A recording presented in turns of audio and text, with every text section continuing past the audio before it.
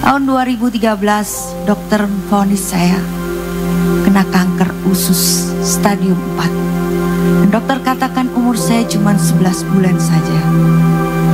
Tindakan yang harus segera dilakukan yaitu saya harus jalani operasi. Dan setelah operasi saya harus juga jalani yang namanya kemoterapi.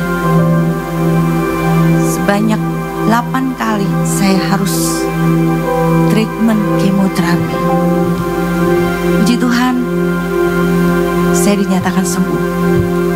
2014 saya mulai pelayanan. Namun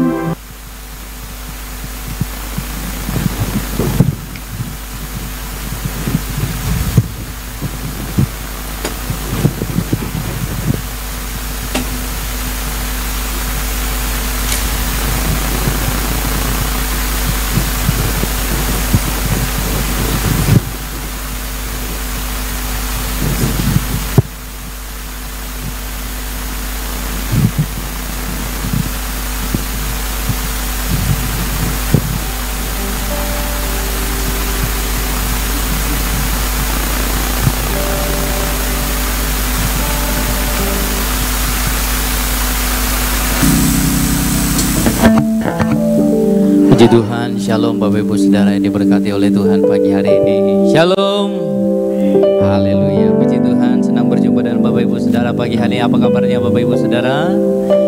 Haleluya, kita berikan tepuk tangan yang paling meriah buat Tuhan. Kita akan segera memulai ibadah kita pagi hari ini. Kita tundukkan kepala dan kita berdoa. Bapa, Engkau baik bagi kami, Kau dahsyat bagi kami Tuhan, luar biasa bagi kami. Karena pagi hari ini kami ada di tempat ini Tuhan untuk meninggikan Engkau, Raja kami, Bapa kami yang kekal, satu-satunya juru selamat kami. Terima kasih Bapa buat penyertaan-Mu sepanjang minggu ini, buat berkat-Mu yang luar biasa melimpah dalam hidup kami. Untuk itu kami datang bersyukur kepadamu. Kami mengangkat tangan kami, hati kami persembahkan yang terbaik bagi Engkau Tuhan. Ingin berjumpa dan bertemu dengan Engkau secara pribadi pagi hari ini. Dan kami percaya lawatan-Mu akan terjadi bagi kami pada pagi hari ini Tuhan. Ibadah raya pertama, kedua, dan ibadah raya sebentar Tuhan. Dan ketiga untuk anak-anak youth, kami percaya, dan juga sekolah minggu Tuhan. Semua ada di dalam hadirat-Mu Tuhan. Terima kasih Bapa, terima kasih. Kami tidak mengizinkan kuasa apapun selain daripada kuasa Roh Kudus yang bekerja senantiasa pagi hari ini. Dan kami buka hati kami di dalam nama Tuhan Yesus Kristus. Kami habiskan ibadah kami pagi hari ini. Haleluya. Amin.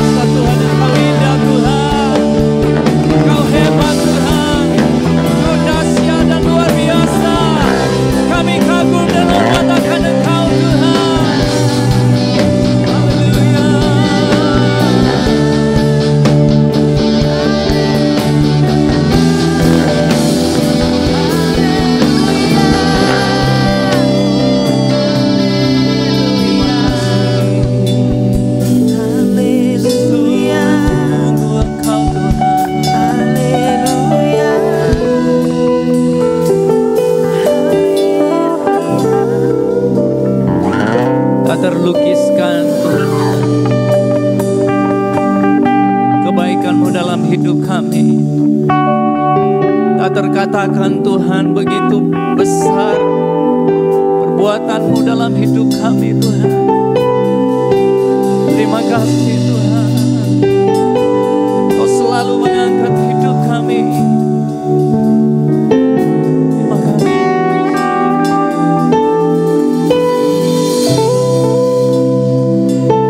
Terima kasih Tuhan.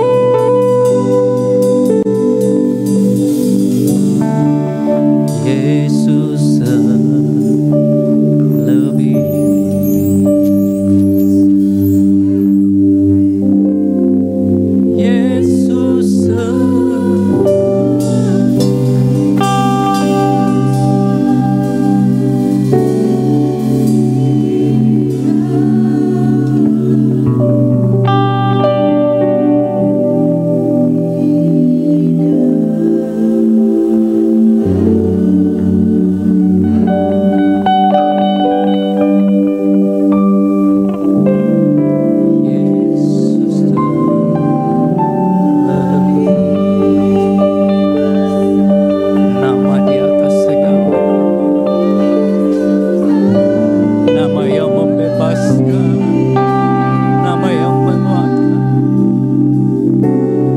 Nama yang memulihkan,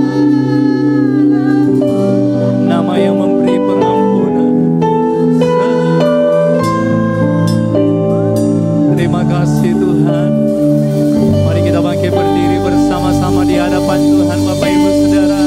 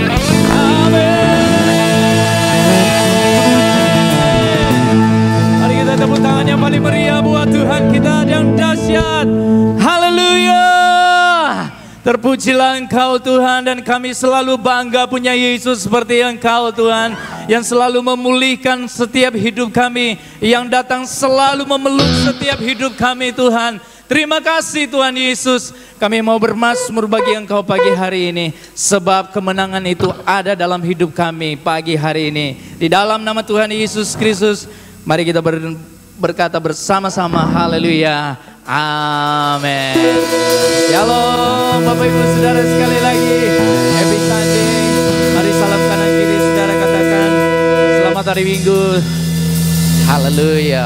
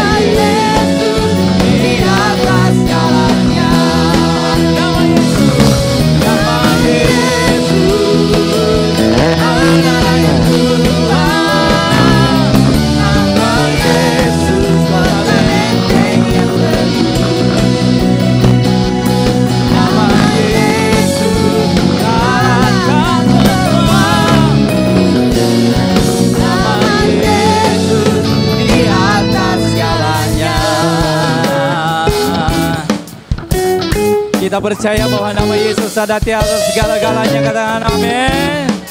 Haleluya.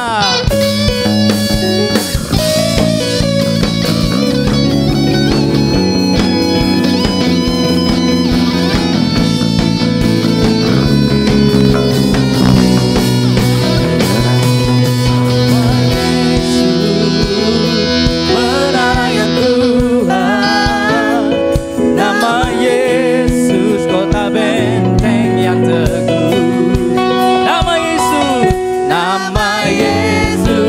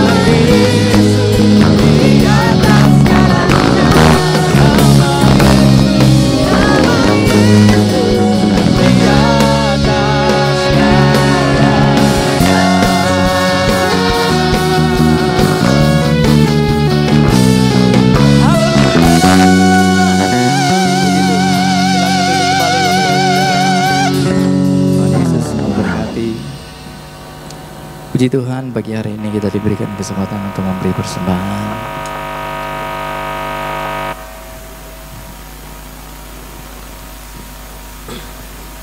Mari kita persiapkan persembahan kita yang terbaik bagi Tuhan.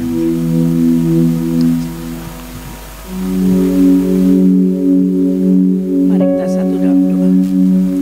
Bapa yang baik, yang kami panggil dan sembah dalam nama Tuhan Yesus, nama yang sungguh ajaib dan luar biasa dalam hidup kami. Kasih-Mu, kebaikan-Mu, kemurahan-Mu selalu menyertai seluruh kehidupan kami. Kami ada sampai hari ini Tuhan, kami ada di hadirat-Mu semata-mata hanya karena kasih dan kebaikan-Mu Bapa. Saat ini anak-anak-Mu akan memberikan persembahan untuk pelayanan pekerjaan-Mu yang ada di tempat ini. Mari Engkau berkati setiap tangan-tangan yang memberi. Engkau kembalikan sesuai dengan janji kebenaran firman Tuhan. Engkau memberkati segala apa yang mereka kerjakan yang sesuai dengan kebenaran firman Tuhan. Terima kasih Bapa, kami mengucap syukur hanya dalam nama Tuhan Yesus. Haleluya, amin.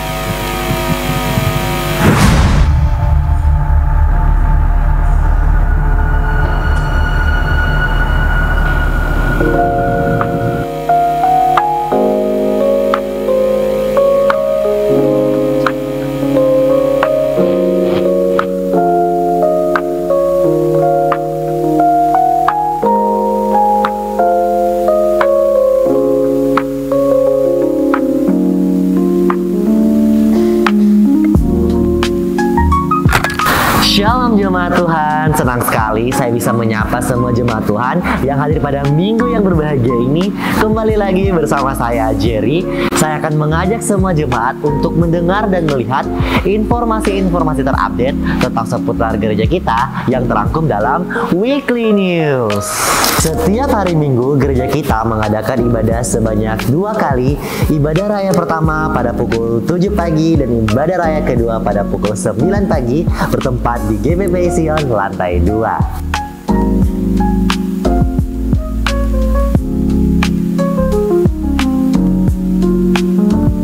Bagi Bapak Ibu yang membawa anak kecil dapat diikutkan dalam Sion Kids Ministry yang diadakan setiap hari Minggu pukul 9 pagi bertempat di GBP Sion lantai 1.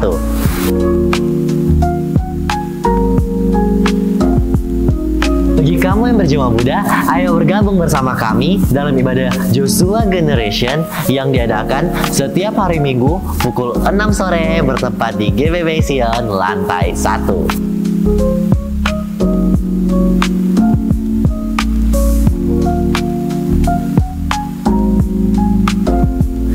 Setiap hari Jumat, gereja kita mengadakan ibadah doa dan puasa pada pukul 1:30 siang bertempat di GBP Sion lantai 1.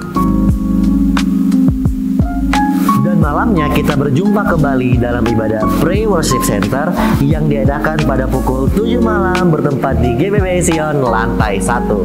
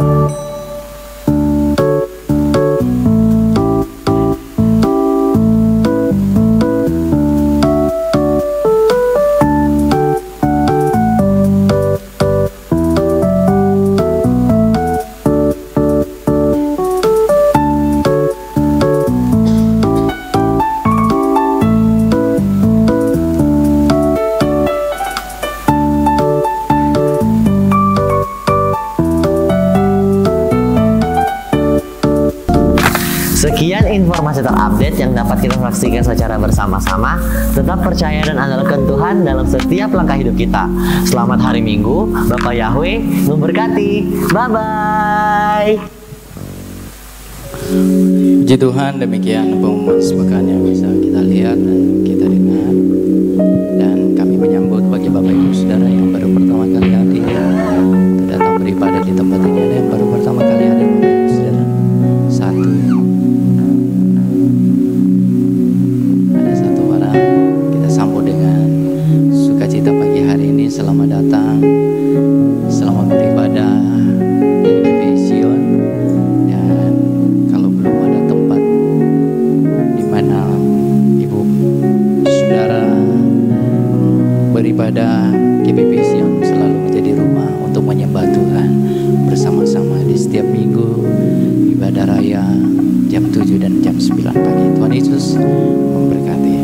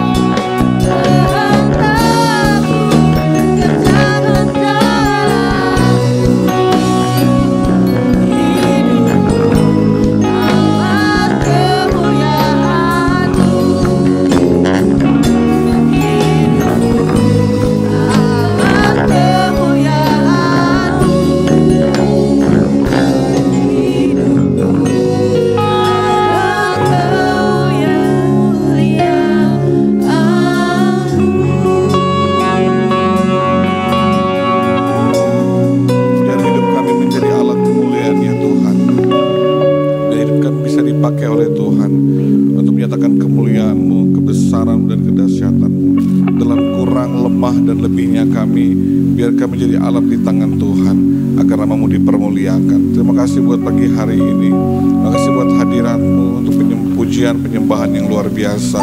Ini waktunya Tuhan berbicara kepada kami. Sampaikan isi hati-Mu kepada kami. Dan aku berdoa biar kebenaran-Mu mengubah hidup kami, kebenaran-Mu menjamah kami, dan kami pulang bawa perubahan yang nyata di hidup kami. Kami gak hanya mengerti firman, tapi kami menjadi pelaku firman-Mu yang setia. Urapi hamba-Mu yang terbatas ini Tuhan. Urapi kami semua, buat kami mengerti firman dan melakukan firman-Mu. Dalam nama Yesus yang setiap firman Tuhan, mari sama-sama katakan amin. Puji Tuhan, satu kembali. Selamat pagi. Selamat pagi. Puji Tuhan, apa kabar saudara pagi hari ini? Puji Tuhan, senang ada di gereja ini, senang kembali ketemu dengan keluarga GPPI Sion. Terima kasih untuk Pastor Jusak dan keluarga dan seluruh tim pengembalaan Ibu Gembala Senior untuk kesempatan saya bisa berkhotbah di tempat ini. Salam hangat dan penuh kasih dari keluarga besar gereja kami di Palu untuk kita semua yang ada di tempat ini. Terima kasih untuk penyambutan dan hospitality yang luar biasa. Kalau khotbah di sini ya saya merasa seperti sedang ada di rumah sendiri gitu ya. Sedang ada di keluarga sendiri. Saya senang melihat apa yang Tuhan kerjakan, banyak perubahan-perubahan nyata yang sedang terjadi. Nah, di bulan ini kita secara khusus berbicara mengenai Christ likeness, menjadi seperti Yesus. Berarti kalau berbicara mengenai menjadi seperti Yesus, itu kita berbicara mengenai sebuah perubahan hidup. Karena menjadi seperti Yesus itu bicara mengenai perubahan. Jadi kalau bilang mau seperti Yesus harus berubah. Karena kalau tidak ingin berubah, maka itu hanya jadi sebuah slogan untuk kita semua. Karena kenapa kita jadi orang Kristen, kenapa kita bergereja, kenapa kita ada di tempat ini? Karena memang fokusnya adalah kita berubah segambar serupa dengan Kristus. Karena kalau kita bergereja, kita menjadi Kristen hanya untuk supaya ya saya punya sebuah agama saja, nah kita nggak perlu berubah menjadi seperti Kristus. Nah pertanyaannya, banyak orang Kristen bertahun-tahun dia menjadi Kristen, dia sendiri bingung, untuk apa saya menjadi Kristen? Apakah sekedar sebuah kegiatan beragama supaya saya tidak dianggap sesat? Saya punya agama Kristen, tapi nggak mengerti tujuannya apa sih saudara? Dalam setiap proses hidup kita, tujuannya adalah kita menjadi seperti Yesus. Katakan menjadi seperti Yesus. 2, 3. Menjadi seperti Yesus. Itu tujuan kita semua. Papa dan mama, suami dan istri, kita sedang berusaha berubah menjadi seperti Yesus, agar anak-anak kita melihat Yesus yang nyata di hidup kita. Di sekolah minggu mereka hanya mendengar guru sekolah minggu bercerita, mengajarkan tentang Yesus, tapi praktek tentang kasihnya Yesus, praktek tentang ketaatan pada Yesus, itu mereka bisa lihat di rumah mereka. Mereka mesti melihat perubahan yang nyata dari mama dan papa. Mereka mesti melihat dan belajar dari kita. Kita nggak bisa meletakkan tanggung jawab itu kepada gereja, karena mereka ke gereja hanya pada hari Minggu, atau pada kegiatan ibadah youth, pada kegiatan sekolah minggu. Tapi 24 jam setiap hari, dari mereka lahir sampai nanti mereka pergi dari rumah kita, mereka melihat kita orang tua, dan dari kita lah mereka belajar tentang Christ likeness sebenarnya. Mereka bisa belajar keserupaan dengan Kristus, bagaimana mempraktekkan kasih dan pengampunan, bagaimana buah roh itu dipraktekkan, itu di dalam rumah. Dan itu tanggung jawab saya dan saudara sebagai orang tua hari ini. Generasi kita sedang krisis moral, generasi kita sedang krisis bagaimana menjadi orang yang baik di luar sana, karena keteladanan yang mereka lihat di dunia nyata sangat buruk. Nah, jangan sampai mereka dapatkan teladan yang buruk di luar rumah, dan mereka menemukan juga di rumah ternyata tidak menjadi tempat yang nyaman untuk mereka bisa belajar tentang bagaimana hidup berbuat dalam kebenaran. Sebab itu Christ likeness itu harus dimulai dari setiap orang tua, mama dan papa, kita semua yang ada pagi hari ini. Yang setuju dengan saya katakan amin, saudaraku. Tanggung jawab di kita. Memang kita belum sempurna, jangan menunggu sempurna dulu baru kita mau menjadi seperti Yesus.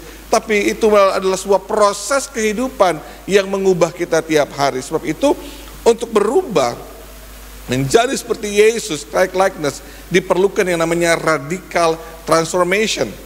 Perubahan yang radikal. Kata transformasi kita mulai dari situ aja. Itu bicara mengenai perubahan.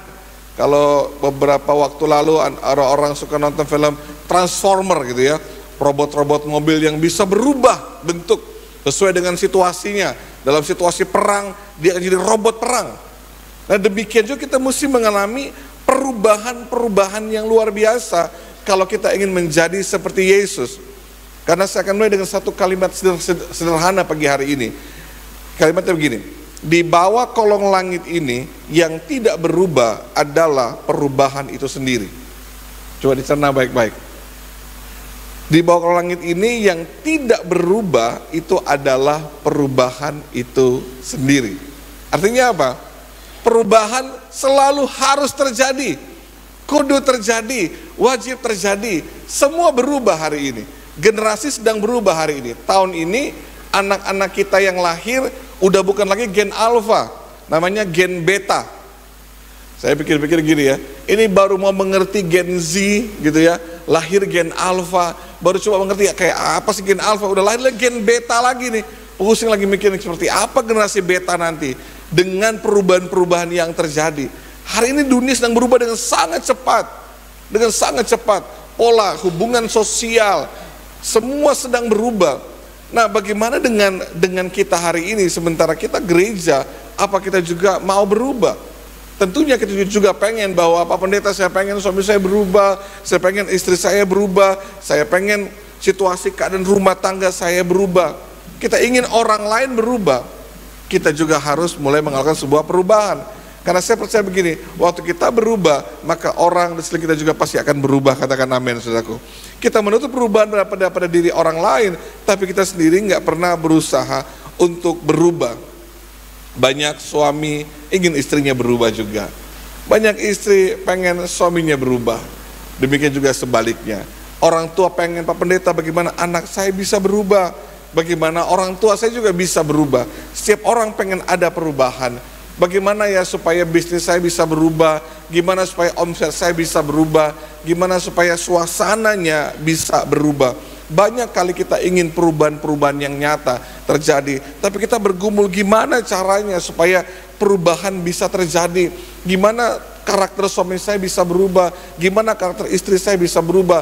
Kita coba berbagai macam cara, kita paksa dia untuk berubah sesuai dengan ekspektasi dan harapan kita. Nah, seringkali kita kecewa dengan harapan-harapan kita sendiri, karena kita berharap A, dia jadinya B. Kita coba C, dia jadinya D. Berapa banyak kita akhirnya kecewa dan capek dan akhirnya menyerah, give up. Ya udahlah, toh percuma saya berusaha untuk mengubah hidupnya dia. Saya berkata kepada saudara begini, bejana nggak bisa mengubah bejana, karena bejana hanya bisa diubah oleh penjunannya. Saudara, sekali lagi ya, bejana nggak bisa mengubah bejana, karena bejana hanya bisa diubah oleh penjunannya. Adalah hal yang melelahkan untuk kita seorang suami berusaha mengubah istrinya sesuai dengan harapannya dia. Demikian juga seorang istri berusaha untuk mengubah suaminya. Pekerjaan untuk merubah hidup orang itu adalah bagian supranatural. Itu bagian ilahi. Karena sekali lagi bejana nggak bisa mengubah bejana.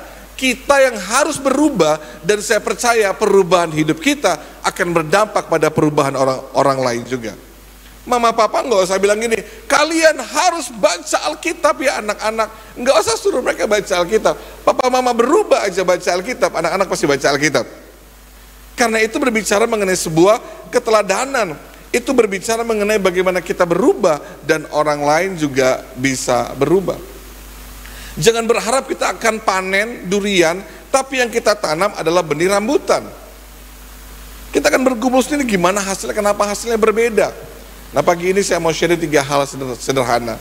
Kalau kita udah menyerah dengan cara-cara kita udah coba segala macam cara bagaimana merubah dia, merubah keluargaku, merubah situasiku, merubah bisnisku. Kita udah nggak tahu lagi gimana caranya, kita udah capek, kita udah menyerah, kita udah coba cara A, cara B, cara C, udah cari nasihat orang bagaimana mengubah keadaan yang tidak berubah.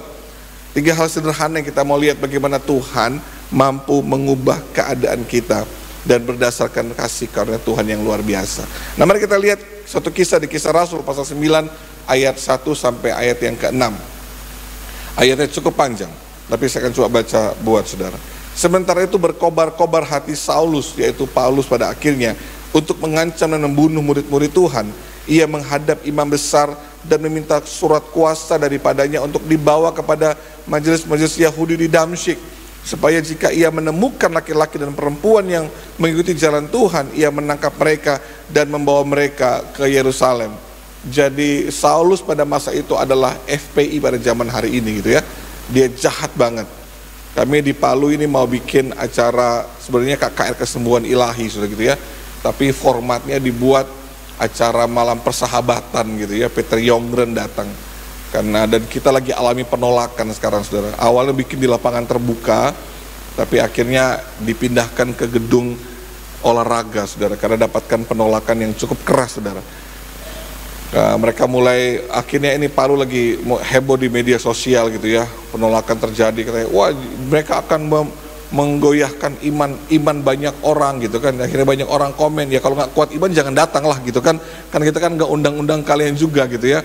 Ya kalau nggak mau ya jangan datang gitu ya, karena Peter Yongren ini Tuhan kasih karunia dia luar biasa, kesembuhan ilahi selalu terjadi dalam ibadah-ibadahnya saudara. Dan itu bersyukur sekali tahun ini dia mau datang di Palu. Kita udah dari tahun lalu udah mengatur semuanya, tapi banyak sekali kendala. Tapi puji Tuhan Kapolda semua sudah setuju, gubernur, MUI semua sudah sepakat sudah mendukung acara ini. Bahkan nanti saya pulang Selasa sorenya kami ada makan bersama dengan semua tokoh agama, Hindu, Buddha, dan semua pemerintah kita undang makan bersama gitu ya. Mereka undang kita makan bersama dan Peter Yongren akan bicara di situ. Dan saya berdoa ada jamahan Tuhan terjadi saudara. Ya berdoa agar KKR 4 hari ini ada banyak mujizat Tuhan terjadi. Cukup melelahkan saudara, 4 hari dia random, pagi seminar, malam KKR, pagi seminar, malam KKR, dan sampai saya percaya akan ada kegerakan Tuhan yang luar biasa saudara. Di tengah-tengah banyaknya penolakan, saya percaya Tuhan sedang bekerja dengan luar biasa. Nah, Saulus ini membunuh banyak orang-orang Kristen, menutup banyak gereja. Nah, akhirnya dalam ayat ketiga dikatakan, dalam perjalanannya ke Damsyik, ketika ia sudah dekat kota itu, tiba-tiba cahaya memancar dari langit mengelilingi dia. Ia rebah ke tanah dan kedengaran olehnya suara yang berkata kepadanya, Saulus, Saulus, mengapa engkau menganiaya aku? Jawab Saulus, siapakah engkau Tuhan? Katanya, akulah Yesus yang kau aniaya itu. Tapi bangunlah dan pergilah ke dalam kota. Di sana akan dikatakan kepadamu apa yang harus kau perbuat. Saulus ini yang menyaksikan dan mensahkan kematian Stefanus dirajam dengan batu karena imannya. Orang yang sangat jahat, benci kekristenan, gak suka dengan orang Kristen. Bahkan dia dalam perjalanan untuk membawa surat menutup banyak persekutuan orang percaya pada waktu itu. Dia sudah tahu gimana hatinya, kebenciannya, jahatnya dia, keras hatinya dia. Tapi sekeras apapun hati seseorang, sejahat apapun dia, sebenci apapun dia, mari saudara lihat perubahan radikal terjadi sama Saulus. Dari seorang yang sangat jahat kepada gereja menjadi orang yang sangat mencintai gereja. Dari orang yang menutup banyak gereja pada masa itu menjadi seorang rasul yang membuka begitu banyak gereja. Bahkan yang awalnya dia membuat orang Kristen menderita, akhirnya dia menderita demi Kristus.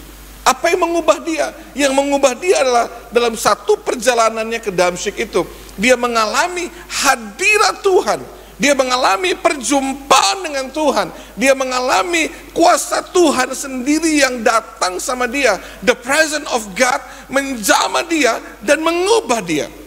Ternyata Taurat yang dia baca, Taurat yang dia pelajari, didikan Gamaliel pada waktu itu nggak berhasil mengubah hidupnya.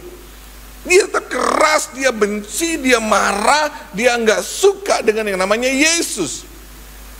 Tapi satu kali perjumpaan dengan hadirat Tuhan, satu kali perjumpaan dalam hadirat kudusnya Tuhan itu mengubah hatinya yang keras jadi lembut, yang penuh kebencian menjadi penuh dengan kasih. Jadi poin yang pertama saudaraku, apa yang dapat mengubah hidup kita, mengubah hidup orang-orang sekeliling kita, itu adalah the presence of God. Katakan hadirat Tuhan, 2, 3, hadirat Tuhan. Kadang-kadang mulut kita udah capek untuk kasih nasihat, terbatas kasih nasihat. Karena kita harus berhenti dan menyerahkannya kepada Sang Penjundan, kepada Yesus. Karena hadirat Tuhan yang bisa mengubahkan, Atmosfer ilahi itu yang bisa mengubahkan keadaan, bisa mengubahkan hidup orang lain. Situasi kantor kita, keadaan kita. Percayalah saudara gini, ada yang menjadi bagian kita, ada yang menjadi bagiannya Tuhan. Bagian saya dan saudara mengerjakan tugas pokok saudara. Tokomu, bisnismu, saudara buka toko, layani pelanggan. Dan bagian Tuhan itu yang buka pintu berkat, bukan bagian kita. Jadi jangan ambil yang menjadi bagiannya Tuhan. Bagiannya Musa itu hanya angkat tongkat dan pukul ke laut terberau. Urusan lautnya terbelah dua itu bukan urusannya Musa. Itu perkara ilahi, supranatural. Bagian saudara lakukan tugasmu aja. Bagian saudara hanya seperti Daud yang mengambil batu, taruh di ketapel dan diputar ketapelnya. Enggak usah dipikirkan gimana caranya dia bisa bunuh Goliat ya.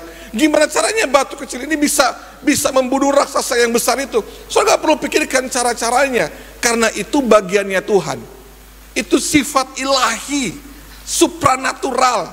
Itu bukan bagian saudara. Bagian saudara hanyalah seperti Daud mengambil batu dan mengayunkannya, melemparkannya. Bagian Tuhan meletakkan itu di tengah-tengah kepala Goliat dan Goliatnya mati. Bukan bagian saudara berusaha mengubah hidup orang lain. Siapakah saudara? Saudara hanyalah bejana, bukan penjunan. Serahkan kepada penjunan, biarkan dia mengubah keadaan itu. The presence of God, hadirat Tuhan itu penting. Hadirat Tuhan, atmosfer itu akan membuat keadaan kita pasti berbeda. Kami kalau sudah ke Jepang gitu ya, di Jepang itu kan nggak ada tempat pembuangan sampah umum ya saudara. Jadi terbiasa kalau kita di Jepang itu mesti bawa kantong plastik atau di tas kita jadi tempat buang sampah dulu. Nanti sampai hotel baru kita ambil buang di tempat sampahnya. Karena nggak banyak tempat sampah, tapi kok bersih gitu ya. Karena atmosfernya, suasananya orang terbiasa buang sampah sendiri, bawa kantong sampah sendiri. Jadi saya sudah pulang ke Indonesia, lalu saya pas lagi buka-buka tas saya, kenapa di tas jangan saya ini penuh dengan sampah-sampah, tisu lah, plastik semua. Ternyata saya lupa bahwa ya dalam perjalanan kami ambil tisu ya, buang dalam tas sendiri, karena nggak berani buang di tempat lain. Udah terbiasa polanya, akhirnya ke bawa-bawa gitu ya. Sampai di Jakarta juga terbiasa begitu, simpan sampah sendiri gitu, karena atmosfernya begitu, suasananya begitu, polanya begitu, kebiasaannya begitu. Jadi situasi keadaan itu akan mempengaruhi nilai hidup kita. Contoh, ada air mineral itu ya. Kalau air mineral harganya di Alfamidi mungkin harganya 10.000. Begitu saudara naik pesawat Lion Air kan nggak kasih makanan dan minuman, saudara haus gitu kan. Wah, pengen beli air mineral. Di Alfamidi 10.000, di situ bisa naik 15.000. Terus orang nginep di hotel, saudara kehausan, nggak ada air minum, pesan di hotel bawakan air mineral, harganya jadi 20.000. Padahal volumenya sama, mereknya sama. Apa yang buat dia berbeda, saudara? Tempatnya buat dia berbeda. Tempat di mana dia ada mempengaruhi atmosfer, mempengaruhi nilainya. Tempat di mana kita berada akan mempengaruhi nilai-nilai kita. Jadi kalau di rumah kita membiasakan membaca Alkitab, di rumah ada hadirat Tuhan, maka saya percaya nilai kita pasti akan berubah. Katakan amin, saudara. Akan berubah. Kalau nilai-nilai kerajaan Tuhan dipraktekkan dalam komunitas rumah kita ada di komunitas yang sehat, kita jadi sehat juga. Tapi kalau kita ada di komunitas yang nggak sehat, ya kita nggak akan sehat juga. Di tempat di mana kita berada, itu akan sangat mempengaruhi nilai-nilai hidup kita. Nah, kebayang kalau di rumah kita ada pujian dan penyembahan, ada hadirat Tuhan, ada firman Tuhan yang dihidupi, maka saya percaya hadirat Tuhan itu akan mempengaruhi keadaan kita. Hadirat Tuhan itu akan menolong kita mengalami perubahan-perubahan yang nyata. Karena saya percaya ada hal yang tidak bisa manusia ubah. Nasihat manusia nggak bisa mengubahnya, teori manusia nggak bisa mengubahnya, tapi hadirat Tuhan sanggup mengubahnya. Ada situasi keadaan ekonomi, keuangan saudara, situasi di tempat kerja saudara, di toko saudara, yang sudah coba semua cara manusia udah nggak bisa. Segala nasihat, keilmuan, ekonomi yang sudah miliki nggak bisa berubah. Ada waktunya kita angkat tangan, Tuhan aku udah nggak bisa Tuhan, dan biar Tuhan yang turun tangan. Karena kita perlu hal-hal yang supranatural, hadirat Tuhan. Karena saya percaya hadirat Tuhan mampu mengubah yang tidak mungkin menjadi mungkin. Sesuatu yang manusia berusaha nggak bisa ubah, berarti itu bagiannya Tuhan. Kalau saudara sudah coba nggak bisa berubah, maka stoplah mencobanya dan serahkan sama Tuhan. Biarkan Dia mengubahnya. Karena capek pada akhirnya kita coba dengan cara kita manusia, karena itu hanya bisa berubah oleh karena sifat ilahinya. Maka sebab itu mintalah hadirat Tuhan, mintalah kuasa Tuhan untuk bekerja di hidup kita tiap hari. Hadirat Tuhan menguasai anak-anak kita, bisnis kita, komunitas rumah kita. Dan saya percaya hadirat Tuhan itu mampu mengubah dengan luar biasa. Kami berdoa secara khusus tiap hari di Palu, Menara Doa Kota. Kami berdoa 4 hari ini, hadirat Allah akan turun buat KKR kami. Dan berdoa itu akan menggoncangkan kota Palu. Sesuatu yang besar terjadi. Baru kali ini saudara, semua aparat mendukung. Semua mendukung. FKUB, MUI, semua dukung saudara. Sampai menghadap ke Al-Khairat lagi saudara. Menghadap ke Al-Khairat, memastikan mereka mendukung. Kami berdoa, ada the presence of God akan lawat dengan luar biasa kota Palu. Akan terjadi kegerakan Tuhan yang luar biasa. Dan saya melihat semua pendeta, semua gereja, kami gandengan tangan buat event ini saudara. Nggak ada satu orang yang lebih hebat dari semuanya. Semua gandengan tangan untuk melihat bagaimana kegerakan Tuhan terjadi. Hadirat Tuhan bisa mengubah segalanya. Yang percaya katakan amin saudaraku. Nah, apa hal yang kedua yang bisa membuat sebuah perubahan yang radikal di hidup kita? Kalau kita belajar di dalam Kisah Rasul 8 ayat 27 sampai 39, saya ceritakan saja saudara. Ada seorang sida-sida dari Ethiopia. Dia baca kitab Yesaya. Waktu dia baca, dia bingung. Rupanya firman Tuhan itu mulai menjamah dia. Dan Tuhan bawa Filipus tiba-tiba ada di dekatnya dia. Lalu Filipus menjelaskan ayat itu. Menjelaskan apa yang dimaksud oleh kitab Yesaya itu. Bicara mengenai kelahiran baru. Bicara mengenai dibaptis. Dan tiba-tiba sida-sida ini, seorang pejabat Ethiopia ini bilang gini, itu ada air. Apa yang menghalangi aku untuk dibaptis? Dan seketika dia dibaptis. Dan saya perlu tahu dari sida-sida inilah Injil tersebar sampai di Ethiopia dan Afrika pada umumnya saudaraku. Terjadi lewat seorang sida-sida yang dijamah hidupnya oleh apa? Firman Tuhan. Apa yang mengubah dia? Firman Tuhan. Waktu dia sedang baca Alkitab, dia baca kitab Yesaya. Kitab itu menjamah dia, membuka pengertiannya, membuat hatinya terdorong untuk mengalami perubahan. Dia bilang sama Filipus, itu ada air, apa yang menghalangi untuk saya dibaptis? Dan detik itu juga dia dibaptis dan Tuhan memakai dia dengan luar biasa. Apa yang mengubah dia? Apa yang mengubah keputusannya? Apa yang mengubah iman dan kepercayaannya?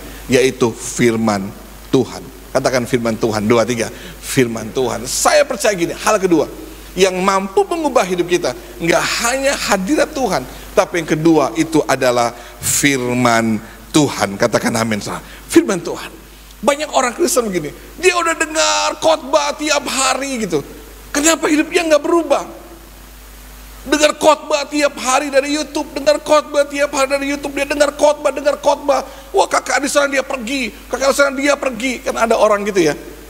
Kalau saya sudah bilang dia itu omnipresence. Di semua KKR dia pasti ada. Gitu ya. Kalau di altar, kalau dia selalu maju paling depan gitu kan. Di semua, kalau ada pengkhotbah tamu yang terkenal dia pasti datang. Di gereja manapun dia pasti datang, dia pasti muncul. Mukanya selalu ada. Tapi hidupnya nggak berubah.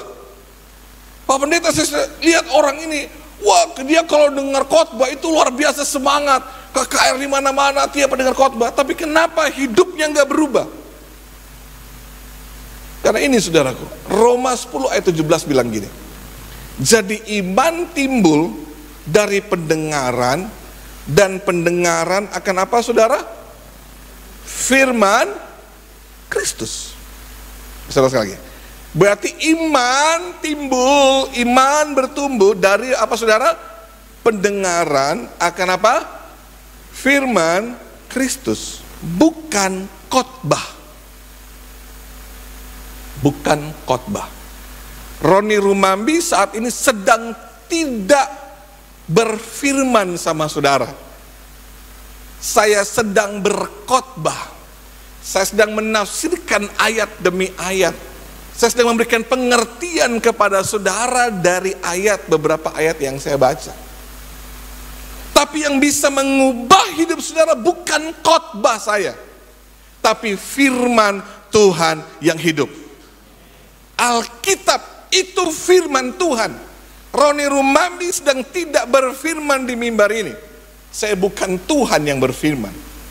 Saya hanya menyampaikan penjelasan kepada saudara supaya saudara bisa mengerti. Khotbah yang saya sampaikan ini memberi pengertian kepada saudara. Oh, ini maksudnya. Memberikan saudara semangat baru. Emang saya sungguh-sungguh dengan Tuhan. Tapi yang buat iman saya bertumbuh. Yang membuat perubahan nyata di karena Alkitab, karena firman Tuhan yang hidup. Khotbah saya bisa bersemangat, mendapatkan pengertian yang baru. Makanya kenapa orang dengar khotbah banyak tapi hidupnya nggak berubah? Karena dia nggak pernah baca Alkitab, itu masalahnya. Khotbah saya hanya mengupas beberapa ayat, paling 3-4 ayat. Apakah itu cukup untuk mengubah hidup saudara? Sementara besok Senin, Selasa, Rabu, Kamis, Jumat, saudara nggak pernah menyentuh Alkitab lagi. Ya kan Pak, saya dengar saat teduh. Yes, saat teduhnya hanya baca 1 ayat, 1 perikop cukup. Apakah itu mengubah hidup saudara? Kita nggak benar-benar sungguh-sungguh membaca Alkitab. Kita harus baca firman.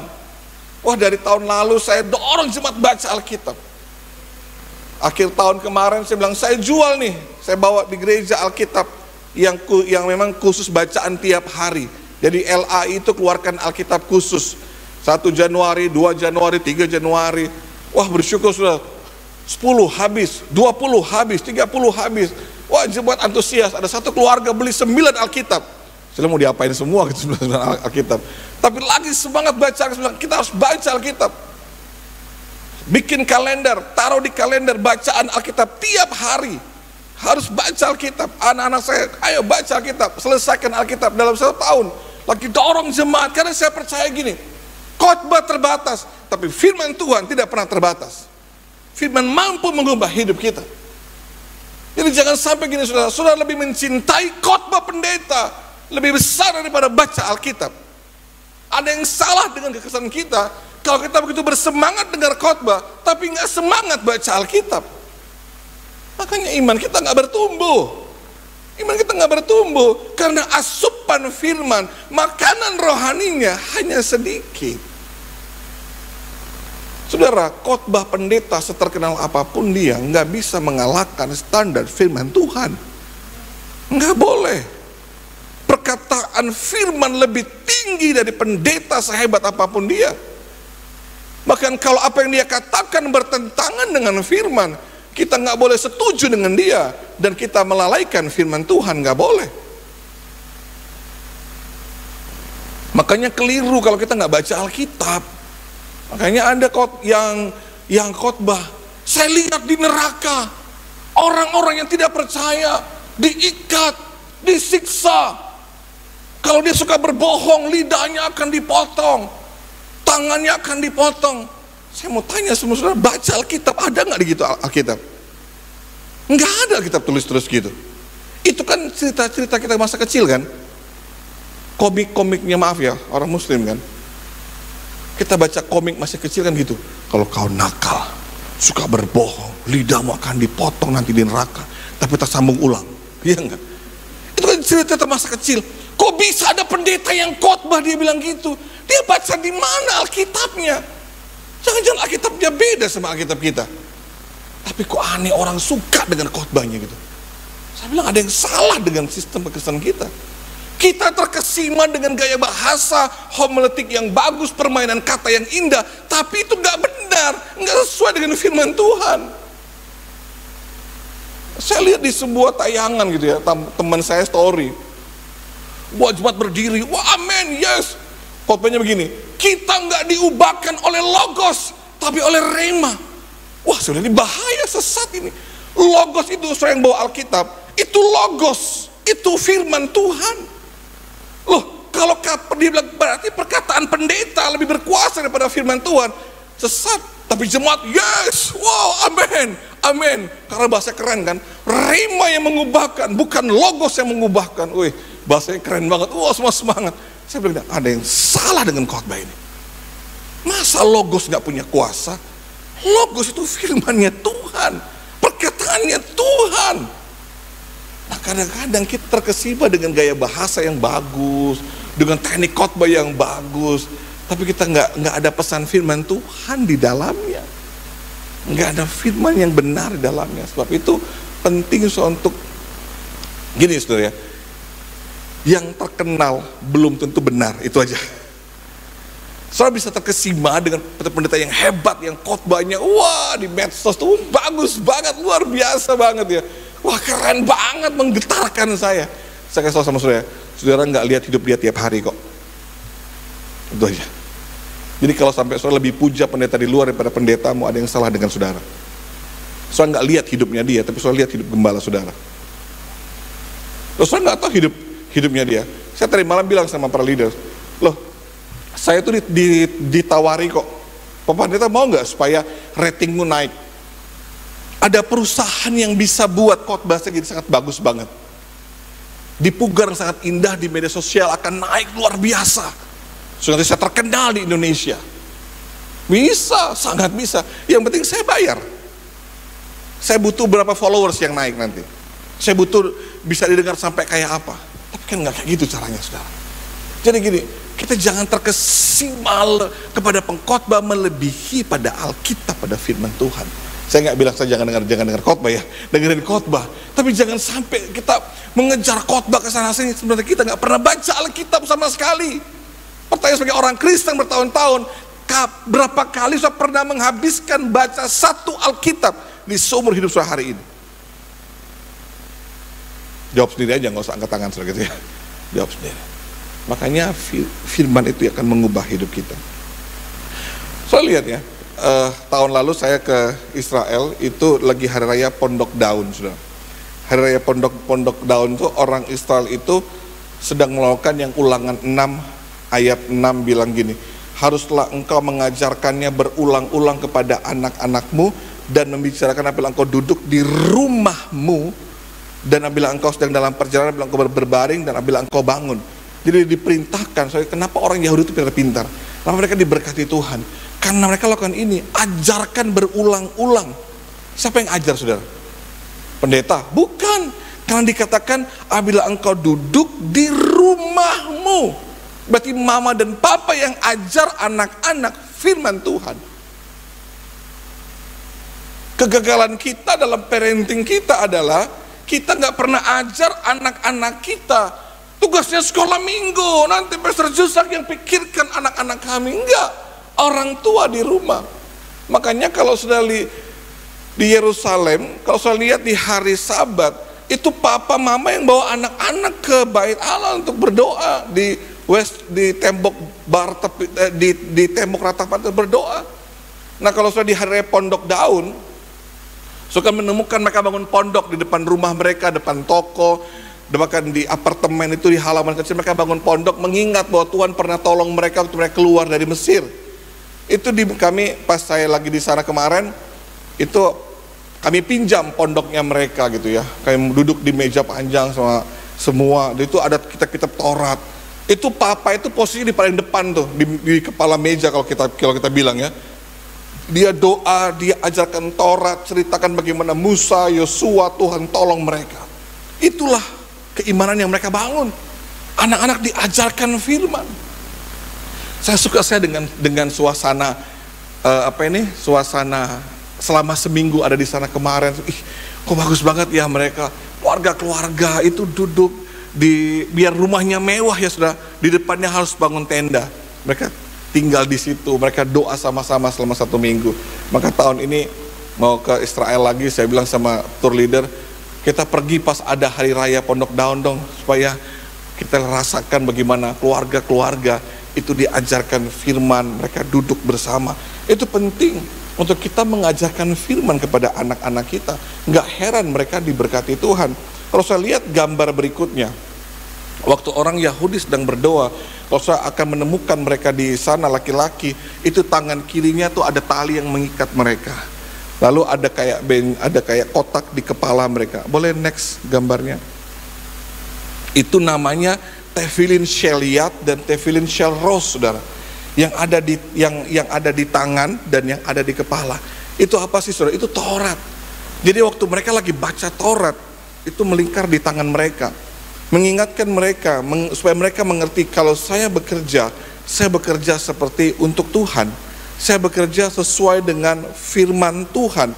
Waktu mereka lagi baca Taurat, mereka taruh itu tiap pagi. Kalau mereka baca doa pagi, mereka mesti taruh itu. Dan mereka taruh di sini Taurat. Untuk apa? Agar pikiranku dikuasai oleh firman Tuhan. Waktu aku berpikir, aku memikirkan firman Tuhan. Semua yang kupikirkan berdasarkan firman Tuhan. Dari masih kecil, mereka udah gitu tuh, saudara. Simbol-simbolnya udah ada. Ya, kalau lihat ada anak-anak muda jalan di sana, terus tangannya terikat-ikat tali, itu bukan keren-kerenan, bukan. Itu simbol semua. Supaya anak-anak ingat, hidupmu harus berpegang pada firman Tuhan. Waktu mereka lagi doa, mereka taruh di kepala mereka ada. Kalau sudah nginap saya mulai tahun kemarin, saya bilang sama perusahaan tour yang kerjasama dengan saya maunya pokoknya nginapnya di Yerusalem. Saya nggak mau lagi di Bethlehem gitu ya, karena resikonya agak tinggi, dan nginap di Yerusalem juga lebih menyenangkan sekarang ternyata. Ya, kalau saya menginap di hotel Yerusalem, di semua kamar, di pintu kamar tuh pasti ada yang namanya mezuzah, ditaruh miring, saudara. Mezuzah itu miring. Boleh next gambarnya? Mezuzah itu adalah gulungan kitab, saudara, terutama kitab Ulangan itu. Jadi waktu mereka akan masuk pintu rumah mereka, pintu kamar mereka mesti sentuh itu dan mereka cium. Waktu mereka keluar juga mereka mesti pegang dulu, mereka cium. Itu artinya apa? Biar firmanmu ada di mulutku, dan mulutku mengucapkan firmanmu. Jadi bayangkan anak-anak ya dari kecil masuk keluar rumah 20 kali begini-begini terus. Masuk pintu kelasnya, selama itu ada di wilayah Israel, di setiap rumah, di setiap pintu mesti ada ini. Mengingatkan mereka, ini firmanmu ada di mulutku dan mulutku mengucapkan firmanmu. Itu terus. Mereka pagi-pagi mesti ikat tangannya gini, taruh begini. Firman, orang tua ajarkan, duduk ajar Taurat, duduk ajar Taurat. Kayak gitu loh, saudara. Firman Tuhan yang mengubahkan kita. Yang percaya katakan amin, saudara. Maka saya agak ekstrim, saya mau bilang sama saya gini, bukan khotbah pendeta yang mengubahkan hidup kita, tapi firman Tuhan yang hidup yang dapat mengubahkan hidup kita. Katakan amin, saudara. Khotbah kami hanya beri pengertian kepada saudara, bahwa mendapatkan pengetahuan, ini bagus, ini luar biasa. Tapi firman Tuhan yang hidup, yang mampu mengubah hidup kita. Mau baca firman, katakan amin, saudara. Ayo baca Alkitab. Saudara, kalau saya punya Alkitab aplikasi yang warna coklat atau yang warna hijau di handphone saudara, itu ada kok program bacaan tiap hari. Ikutin aja itu, saudara. Pak pendeta udah tanggal 23 deh, terlambat. Enggak terlambat, mulai aja dari hari ini, saudara. Baca tuntunannya sampai selesai. Dan saya percaya saudara akan mulai mengalami perubahan yang nyata, karena firman Tuhan pasti mengubahkan. Yang terakhir. Saya masih punya waktu. Oke, berapa menit? 10 menit? Oke. Dengan cepat. Yang ketiga, yang dapat mengubahkan kita, kalau kita baca dalam kitab Kisah Rasul 2 ayat 41 sampai 47, kita melihat tentang bagaimana pola hidup jemaat mula-mula di Yerusalem. Mereka hidup dalam komunitas, dikatakan mereka berkumpul tiap-tiap hari, memecahkan roti, mereka bertekun dalam pengajaran rasul-rasul, saudara. Mereka berkumpul tiap-tiap hari, dan apa yang terjadi? Alkitab katakan, semua orang yang telah menjadi percaya tetap bersatu, dan segala kepunyaan mereka adalah kepunyaan bersama. Dan ayat terakhir bilang begini, saudara, sambil memuji Allah, mereka disukai semua orang, dan tiap-tiap hari Tuhan menambah jumlah mereka dengan orang yang diselamatkan. Ditambahkan jumlahnya. Apa yang mengubahkan mereka? Apa yang buat mujizat bisa terjadi? Apa yang buat orang kesan mula-mula mengalami perubahan-perubahan yang luar biasa, yang sangat radikal? Karena mereka tertanam di dalam yang namanya keluarga ilahi, di dalam family of God, keluarga rohani, yang bisa mengubahkan kita waktu ada hadirat Tuhan, firman Tuhan, dan keluarga rohani. Katakan keluarga rohani. 2, 3. Keluarga rohani. Gereja ini keluarga rohani, saudara. Teristimewa, CG, Connect Group, itu keluarga rohani, saudara. Disitulah hidupmu mengalami perubahan yang nyata. Disitulah akan mengalami perubahan keserupaan dengan Kristus. Di mana? Di keluarga rohani, saudara. Yaitu di CG, di Connect Group. Di kami namanya home cell. Kalau saya bilang, disitulah tempat kamu mengalami perubahan yang nyata. Karena di hari Minggu kita hanya ketemu, hai shalom apa kabar, sudah pulang. Present worship firman. Tapi di CG, di Connect Group, disitulah perubahan akan terjadi. Karena begini, kita nggak bisa berubah dan bertumbuh dalam kesendirian. Saya ulang sekali lagi ya, kita nggak bisa berubah dan bertumbuh dalam kesendirian. Wah, saya nggak butuh orang lain Pak Pendeta, biarkan Tuhan yang mengubah hidupku. Wes, rohani ya. Rohani. Saya nggak butuh orang lain, biarkan Tuhan yang mengubah hidup saya. Nggak bisa. Terus saya bilang, Tuhan bentuklah aku Tuhan, ubahlah aku Tuhan, supaya saya yang pemarah ini jadi lebih sabar Tuhan. Apakah saudara berharap tiba-tiba malaikat turun sama saudara? Saudara berharap tiba-tiba tuh Roh Kudus melayang-layang kayak burung merpati mengubahkan saya? Nggak gitu. Saudara yang pemarah pengen berubah jadi orang yang lemah lembut, saudara Tuhan akan kirim orang untuk menjadi alatnya Tuhan bentuk saudara. Ketemu orang yang kurang ngajar, ketemu orang yang gak baik, ketemu orang yang suka ngomong sembarangan, ketemu orang yang gosipin saudara. Tapi disitulah saudara berubah. Itu terjadi di mana? Dalam sebuah komunitas, dalam keluarga rohani. Di CG saudara menemukan orang-orang yang gak sempurna. Di CG lah saudara menemukan orang-orang yang akan membantu mengubah hidup saudara. Karena Amsal 27 ayat 17 bilang gini, besi menajamkan besi, orang menajamkan apa? Sesamanya. Di CG yang cuma sedikit itu jauh lebih baik. So kenal lebih dekat, akhirnya lebih tahu karakternya. Karena saya bilang di CG lah topeng-topeng akan terlepas. Oh di hari Minggu kan baik-baik semua, shalom, kawan, sopan banget. Nanti lihat kalau di CG, tak buka semua topengnya, kelihatan aslinya. Tapi disitulah kita akan diubahkan Tuhan. Karena besi menajamkan besi, sesama menajamkan sesama manusia. Disitulah kita bisa praktekkan kasih yang benar.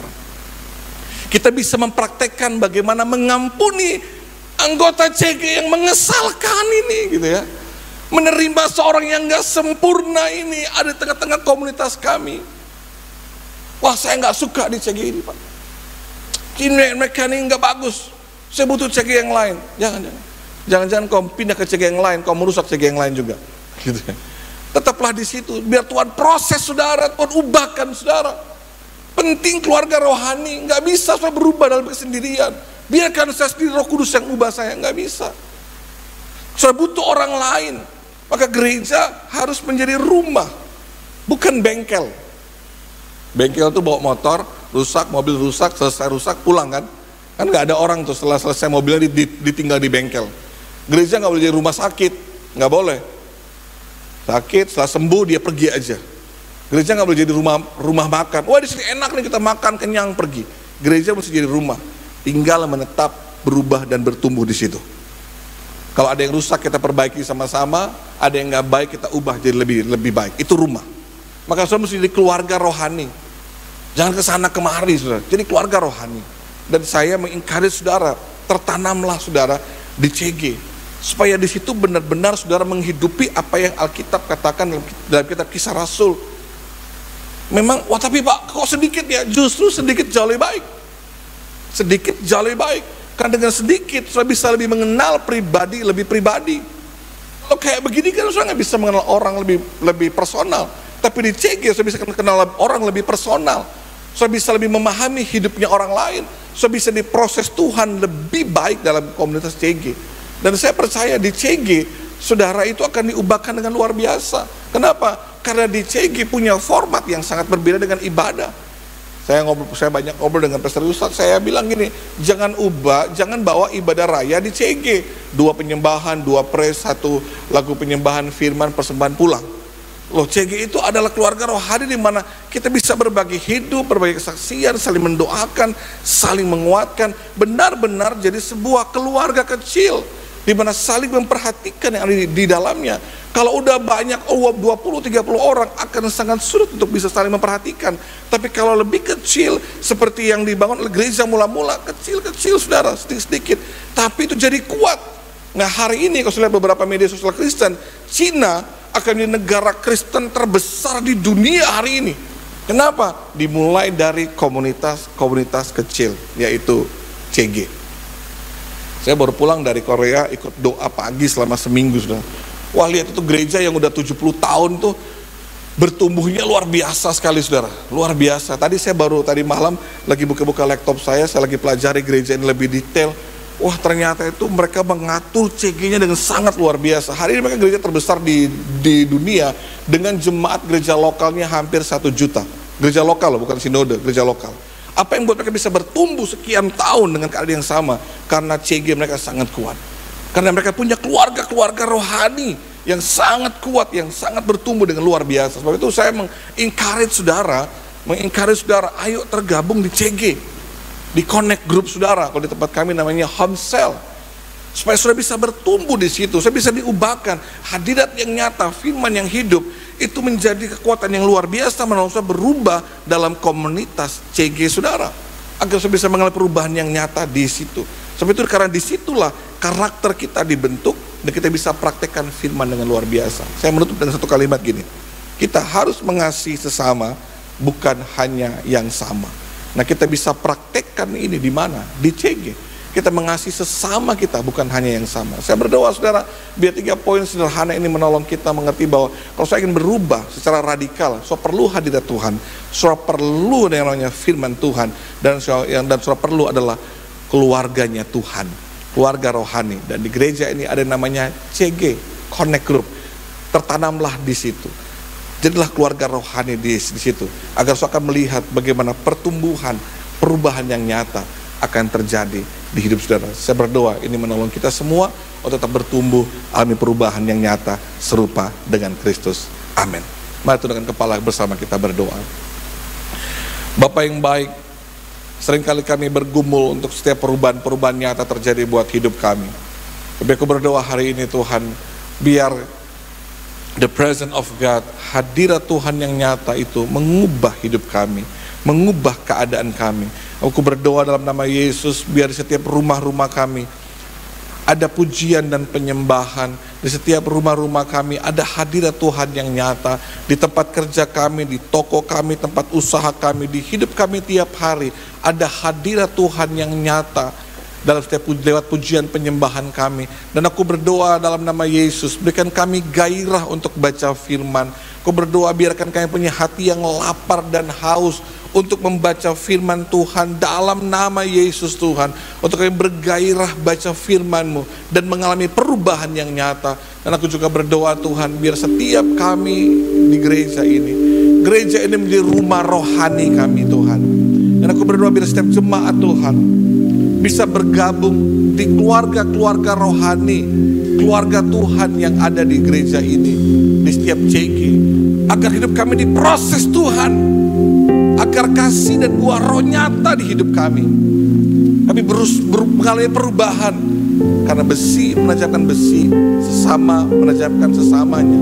Biar lewat CG ini kami dibentuk Tuhan, karakter kami diubahkan. Berkati Pastor Jusan, berkati semua pemimpin, berkati gereja ini. Aku percaya akan bertumbuh dengan luar biasa, dengan perubahan yang nyata. Nama Tuhan dipermuliakan. Bersyukur berdoa dalam nama Yesus. Haleluya. Amin. Firman Tuhan yang memberkati kita semua pada pagi hari ini, dan kita akan masuk di dalam perjamuan kudus. Mari kita dalam doa, kita berdoa. Sungguh besar kasih setiamu dalam setiap kehidupan kami. Engkau Bapa Yahweh yang sangat baik. Engkau Bapa yang senantiasa menyertai setiap kehidupan kami. Kami sungguh bersyukur buat kebenaran firman Tuhan yang boleh kami dengarkan. Kami percaya bahwa itu tidak akan berlalu begitu saja, tapi dapat tertanam dalam setiap kehidupan kami. Kami menjadi pribadi-pribadi benar-benar mengalami perubahan. Kami mengalami keserupaan sama seperti Kristus. Tolong kami Tuhan, bila hadirat Tuhan menarik kami untuk kami terus melakukan setiap kehendak. Bahwa kami juga Tuhan untuk mencintai kebenaran firman, yaitu hal kita, firman Tuhan. Bahkan bawa kami untuk memiliki kerinduan untuk kami bertumbuh di dalam kelompok-kelompok kecil yang ada. Dan kehidupan kami semakin hari, melalui setiap proses yang ada, kami semakin hari disempurnakan dalam kasih. Kami semakin hari memiliki karakter Kristus hingga Yesus yang dahsyat orang bisa melihat dalam kehidupan kami. Roh Kudus tolong kami, berkati seluruh sidang jemaat. Maju berdoa buat pastor. warga Lumambi yang sudah menyampaikan kebenaran firman Tuhan pada pagi hari. Sekali lagi Tuhan, kami bakal sembuhkan bagi kehidupannya secara pribadi, kehidupan keluarganya, pelayanan bahkan jemaat HCC yang dilayani Tuhan. Tuhan terus bawa kehidupan hamba-Mu ini Tuhan, untuk lagi dapat menjadi berkat dimanapun dia berada. Terima kasih Tuhan, terima kasih. Juga saatnya kami akan masuk dalam perjamuan kudus. Depan kami ada roti dan anggur, yaitu tubuh dan darah Kristus. Kami percaya bahwa inilah pengorbanan yang sempurna, pengorbanan yang terbesar dalam kehidupan kami. Sebab Engkau Tuhan yang mengasihi kami semua. Tuhan berkati kami semua akan masuk dalam perjamuan kudus ini. Bahkan berkati seluruh pelayan-pelayan perjamuan kudus. Bagimu Tuhan yang layak disembahkan selama-lamanya. Jadi dalam nama Tuhan Yesus Kristus. Haleluya.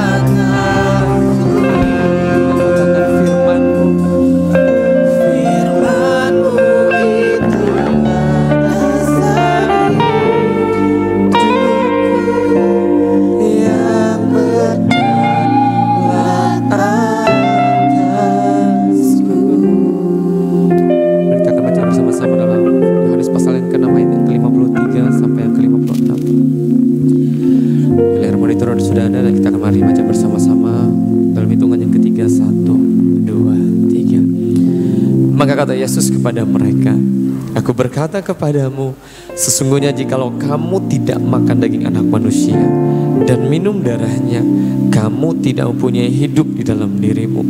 Barang siapa makan dagingku dan minum darahku, ia mempunyai hidup yang kekal, dan aku akan membangkitkan dia pada akhir zaman. Sebab dagingku adalah benar-benar makanan, dan darahku adalah benar-benar minuman.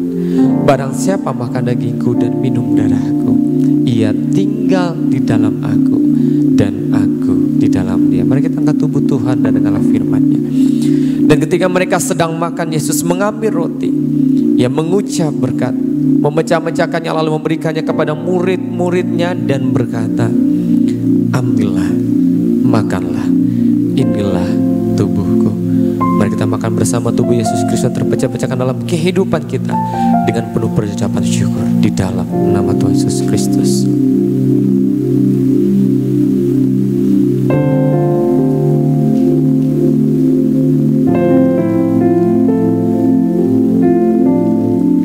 Terima kasih Tuhan buat kasih-Mu yang terbesar dalam kehidupan kami. Engkau mengaruniakan tubuh-Mu bagi kami semua, tubuh yang tidak pernah mengenal dosa. Engkau rela jadi anak manusia agar kami yang percaya kepada Engkau jadi anak-anak ketebusan-Mu. Terima kasih Bapa Yahweh, terima kasih pengorbanan-Mu Yesus. Mari kita angkat cawan dengan firman-Nya. Sesudah itu Ia mengambil cawan, mengucap syukur lalu memberikannya kepada mereka dan berkata, minumlah kamu semua dari cawan ini, sebab inilah darahku, darah perjanjian yang ditumpahkan bagi banyak orang untuk pengampunan dosa. Mari kita minum cawan pengampunan dosa ini di dalam nama Tuhan Yesus Kristus. Terima kasih Tuhan, terima kasih. Kami bersyukur buat kebaikan-Mu, kami bersyukur buat kasih sayang-Mu bagi setiap kehidupan kami. Pengampunan-Mu melayakkan setiap kehidupan kami. Untuk kami menghampiri tahta kemuliaan-Mu, tahta kekudusan-Mu. Kasih-Mu memulihkan hidup kami, kasih-Mu mengubahkan kami, bahwa kami untuk kami semakin hari semakin melekat, semakin dekat Tuhan. Thank you Jesus, thank you. Sebelum kita mengakhiri ibadah pada pagi hari ini, setiap jemaat Tuhan, Kau yang rindu untuk menyampaikan isi hati-Mu, permohonan, kesungguhan-Mu, komitmen-Mu dengan Tuhan. Kau bisa meletakkan tangan kiri di dada-Mu dan Kau bisa mengangkat tangan kanan. Mari hampiri itu Tuhan. Dia ada di tempat ini, di dalam nama Bapa, Putra, dan Roh Kudus, di dalam nama Tuhan Yesus Kristus. Kau melihat setiap tangan-tangan yang terangkat Tuhan. Kami mengangkat tangan karena kami memerlukan campur tangan Tuhan dalam kehidupan kami. Kami percaya bahwa Engkau Tuhan yang selalu bersama dengan kami. Engkau Tuhan yang berjanji untuk tidak hanya mendengar doa kami, tapi Engkau doa yang mengabulkan bahkan lebih daripada apa yang kami mohonkan pada pagi hari ini.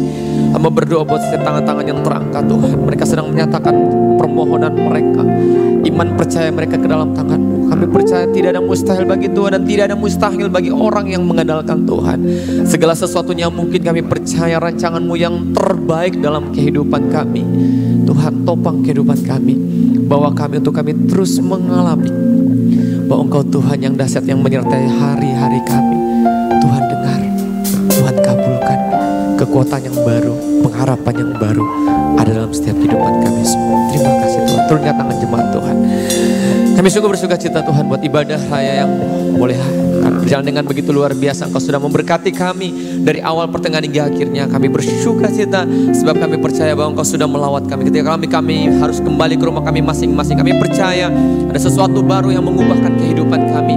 Kerinduan untuk kami selalu senantiasa membaca firman Tuhan, kerinduan kami untuk kami tinggal dalam hadirat Tuhan, bahkan kerinduan kami juga Tuhan untuk kami terus bertumbuh dalam kelompok rohani, keluarga rohani yang ada, itu adalah dalam kehidupan kami semua. Terima kasih Tuhan buat seluruh pelayan-pelayan Tuhan yang boleh melayani dengan sukacita pada pagi hari. Tuhan pun memberkati kehidupan mereka, bahkan setiap anak-anak Tuhan yang beribadah dengan segala kesungguhan mereka. Kami percaya bahwa Engkau Tuhan yang memberi yang terbaik dalam kehidupan kami, bahkan mereka pun yang sudah memberikan persembahan dengan penuh sukacita Tuhan, baik persembahan syukur, persembahan untuk diakonia, persembahan untuk pembangunan, bahkan mereka yang mengembalikan milik Tuhan dalam persembahan persepuluhan sesuai dengan janji kebenaran firman Tuhan. Engkau akan membukakan tingkap-tingkap langit dan mencurahkan berkat hingga berlipat, dan Engkau akan menjauhkan belang-belang yang hendak menghabiskan buah anggur kami, sebab Engkau Tuhan yang terlebih dahulu memberkati kami sehingga kami pun dapat menyalurkan berkat Tuhan. Terima kasih Tuhan, terima kasih. Bersyukur cita menyerahkan buat kegiatan kami sepekan ini ke dalam tangan Tuhan, dan sebentar lagi kami akan kembali ke rumah kami masing-masing dan kami siap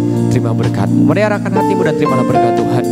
Sidang jemaat yang Bapak Yahweh kasih, pulanglah, lakukanlah kebenaran firman Tuhan seperti yang kau dengar pada saat ini. Percayalah bahwa kau memiliki Bapa Yahweh yang sangat baik. Dijadikan engkau menjadi kepala dan bukan ekor. Di bawahnya engkau naik dan bukan turun. Dibuatnya engkau berhasil dan beruntung dalam setiap apapun yang engkau kerjakan, sehingga hidupmu dipenuhi oleh kemuliaan dan kebaikan daripada Tuhan. Dan terimalah berkat damai sejahtera dan sukacita melalui persekutuan dengan Bapa Yahweh, Putranya Tuhan Yesus Kristus, dan Roh-Nya Roh Kudus akan menyertai kita sekalian mulai pada pagi hari yang indah ini sampai kekal selama-lamanya. Semua berkat, terima berkat Tuhan sama-sama, dan saya katakan amin. Selamat hari Minggu, Bapak Yahweh.